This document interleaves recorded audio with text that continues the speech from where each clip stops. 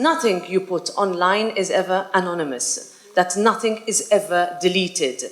And sometimes you get people saying, but with the new data protection regulation, you're going to have the right to be forgotten that is going to be enshrined in law. That right to be forgotten, first of all, it is no longer called that, and because there was a huge opposition for that to be called as such. And secondly, it only applies to the EU territory. In other words, when you go to the US and you do a Google search, or when you type in, let me see what John Brown, what kind of images of John Brown there are, you get a disclaimer beneath that although this might be deleted on other territories, it is not deleted here.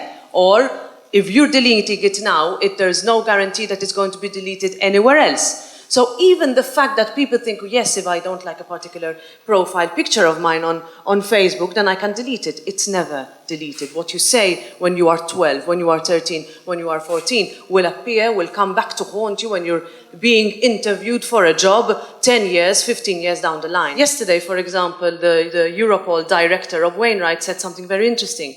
He said, we're talking about this week as well, let's re-erect physical barriers between member states. Schengen is dead.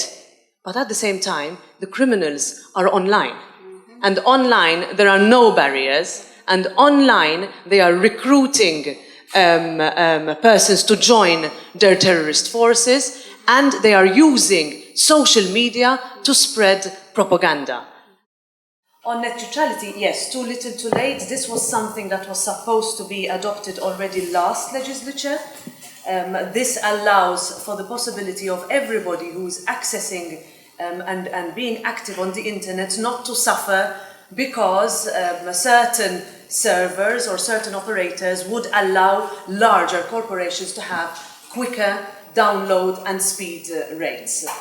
And the criticism that has been given is that there is a carve-out, a tiny carve-out, for so-called specialized services, which means that, for example, if you have a hospital that is operating online with a network, then for certain reasons, in certain situations, that hospital will be able to access internet at faster rates. The argument is yes, there is a problem there, and that's what we argued, and I must say that it was the European Parliament that went beyond what had been accepted by the member states originally, and we said that net neutrality has to be accessible for everybody. In other words, the internet has to be free and neutral and for the same speed as everybody.